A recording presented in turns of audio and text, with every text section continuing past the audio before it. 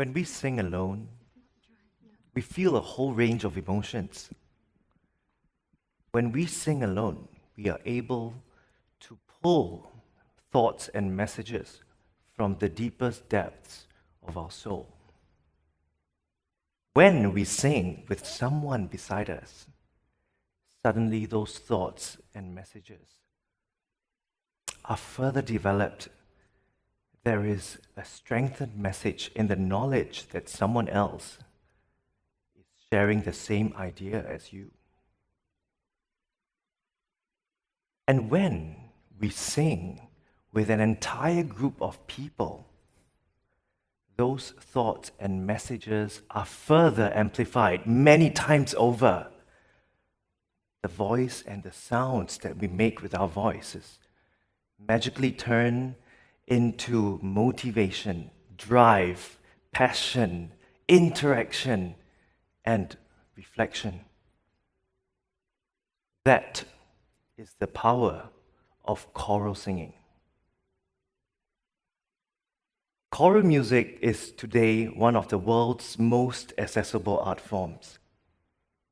It is also the world's most well-loved art forms where anyone and everyone can be a part of. The voice is the most diplomatic and democratic instrument simply because it costs nothing. Choral music today is used in the elements of culture, community, youth, and ideology, and also to express every single element of life. I was born into a loving family of 4. I was fortunate to have been exposed to music at a very young age. My father played the guitar and the piano, and my mom sang in school choirs, so there was always music at home. I remember my father always serenading my sister and I to sleep. Without his voice, we would never be able to sleep. When I was 5, my dad bought me a tiny white keyboard and taught me the simplest chords on them. As he taught me, he sang songs that I still remember to this day. Naturally, when I grew up, I loved playing the piano and singing along. It became an outlet for me to express that for which words could not express. Because you see, while it was awkward for me to talk to myself about how I felt, it was never awkward for me to sing about how I felt. Music became my outlet to express my highest and lowest points in my childhood. One of the most memorable times that I've had in my childhood was when I was primary 5, when the entire cohort in my school had to go for the National Day preview. As I sat in the stadium together with thousands of other screaming children and youth, I felt this electric atmosphere enter my body. I've never felt anything like it before. I was waving my arms in the air and singing my heart out. I had no idea what was happening. Everyone around me was doing the same. What shocked me the most was seeing the quietest boy in my class stand and raise his arms and sing as though his heart meant 1,000 times more than what he said. That day was a day I always remembered because that day gave me a taster of what the power of singing in communities could be like. Fast forward a few years later into my young adult life, when I decided to pursue a career in music. I majored in choral conducting and piano and composition, and I conducted numerous choirs, from institutional choirs to school choirs, children's choirs, and professional groups. And through all these experiences that I've had, I was always assured and reassured in every choral experience that choral singing can improve a person's life for the better. I have seen countless individuals join a choir dejected, upset, depressed, afraid, insecure, scared, and lonely, only to come out of a rehearsal after a few months passionate, motivated, driven, happy. I have seen whole families, and I have taught whole families who joined the choir together only to find a bond unlike anything they have ever had before. There is something special that happens when a parent sings with a child. I have also taught singers who came from broken families, who found a new musical family in which they could have social support as well as emotional support. We have had singers who came from families who have lost loved ones and sang in choirs to heal. There are countless other stories of individuals that join choirs and transform into confident people and change their whole entire being, from the way they speak, to the way they walk, to the way they dress, to the way they think. Choral music has that power to transform. After a few years of conducting, I went on to pursue my postgraduate studies in Wales at the Royal Welsh College of Music and Drama. It was then that once again it changed my entire perception of music making. Spending 1.5 years in what they call the land of song opened my eyes to different possibilities of music making. You see, because in Wales, they have a long tradition of centuries of singing that go down to the 12th century of the bardic traditions and the Eisteddfods and the music festivals and the old coal mining days where the men used to sing. During my first week in Cardiff, I remembered when I walked along the streets, people were singing everywhere, either spontaneously or caroling. There were office choirs, and it was always a norm in Welsh offices to have office choirs so that colleagues can sing with each other. It provided a level of understanding of each other. There were community choirs, children's choirs, and cathedral choirs. It was an incredible country to be living in for that 1.5 years of my life. The most memorable experience in Wales was also in a stadium. My one and only rugby match that I went to watch with my friends gave me an experience unlike any other. As I sat in the stadium, I watched thousands of spectators, mostly men, breaking out spontaneously into Welsh songs. They were so proud of their heritage and their songs. It was an incredible experience. There was no stigma of male singing in Wales. When I came back to Singapore, I was more driven than ever. I was driven to make a difference in Singapore because I knew of the benefits that choral singing could do. I knew of all the wonderful things that choral singing can do.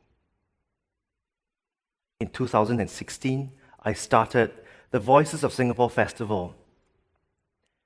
This festival was a free festival for all to participate in. The festival had thousands of singers from all walks of life. It wasn't a competition. The aim of the festival was to promote the Singing Singapore that we already had. Singapore had so many races, so many different groups. We wanted to provide a stress-free platform for Singaporeans to enjoy. And the annual festival that we have had saw thousands and thousands of people who came together from all walks of life. Families will bring friends, will bring many other friends to enjoy the music, and people with day jobs would come before the festival to enjoy the singing of others. It wasn't about how well you sang or what was great or who was the best. It was about giving a part of your voice for the greater good of the community. Fast forward to 2019.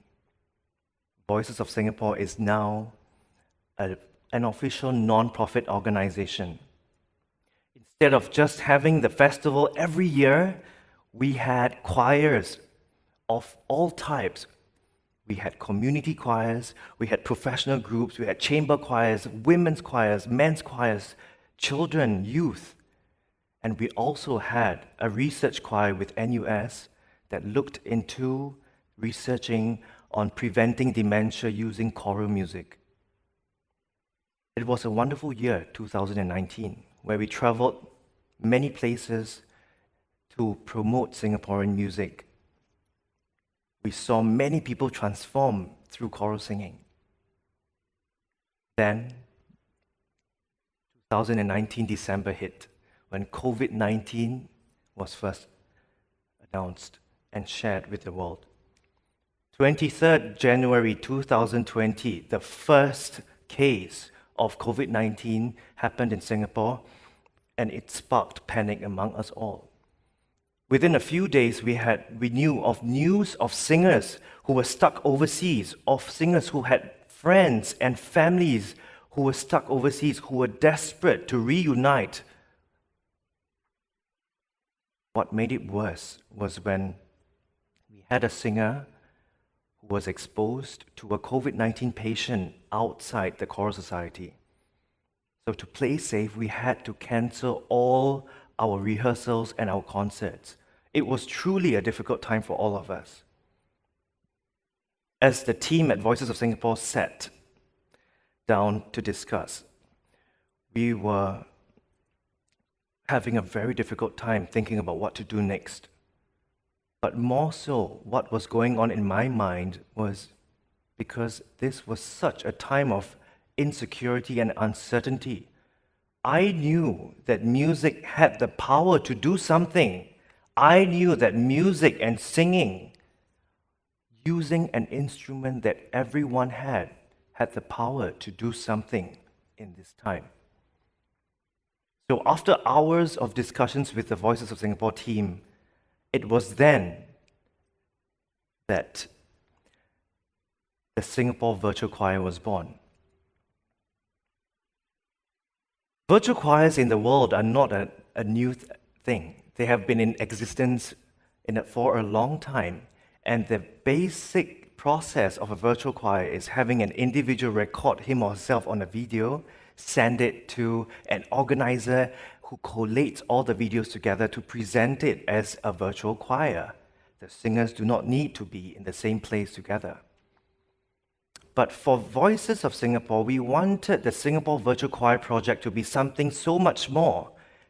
We wanted the project to be promoting strength, unity, and love within Singaporeans. So we embarked on not the end result. We focused on the most important element, which is the process. We enabled each and every participant to understand the voice, to make sure that when they sang, they understood each and everything that they did. We made the recording experience as beautiful as possible so that Singaporeans watching it overseas who were recording themselves could imagine the beauty of Singapore when they sang for Singaporeans. We also did training videos that helped those who have never sung before, that went into every single word and every single meaning of the text so that our thoughts were aligned. I remember the day before the launch of the video. What we thought would have received 100 videos eventually came to 905 videos from Singaporeans from 26 different countries, and also people living in Singapore. It was overwhelming. And when my team of editors sent the final video when I was jogging, I stopped. I sat on the bench and I watched the video. And after 1 minute, I started bawling my eyes out because the level of energy and passion in each and every Singaporean, each and every person living in Singapore who contributed to this video was overwhelming. They had so much to say within their own stories, but when they came together, they said so much together. During the launch of the virtual choir, the week of the launch, we were very grateful to have received media attention nationally and also a lot of compliments and of people who said how touched they were. But for me, one thing was the most important. It was one comment that made it all for me. It was one comment on the YouTube video of the home video that said this from a healthcare worker. This song makes me more motivated to perform my job well. I heard this song during my shift break today. To all healthcare workers, we can do this.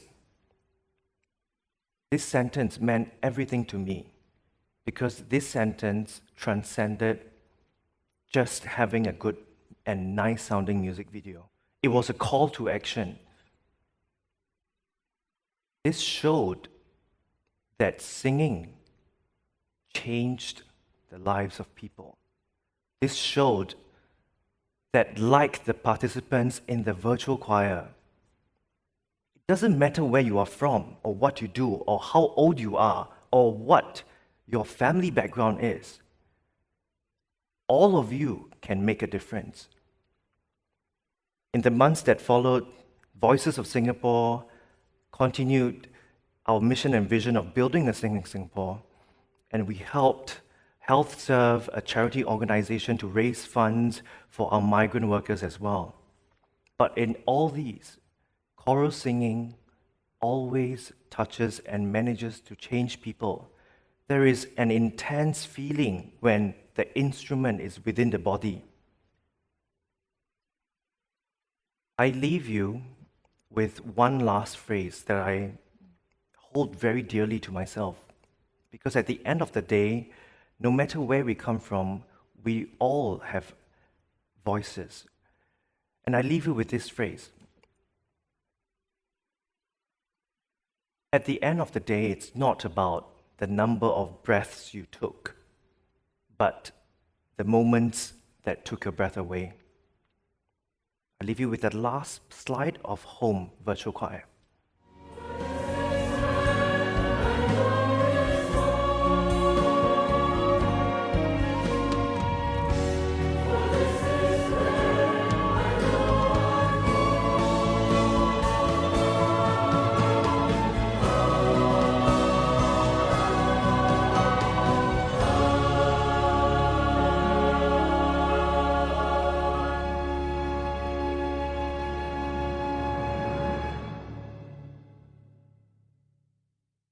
Thank you.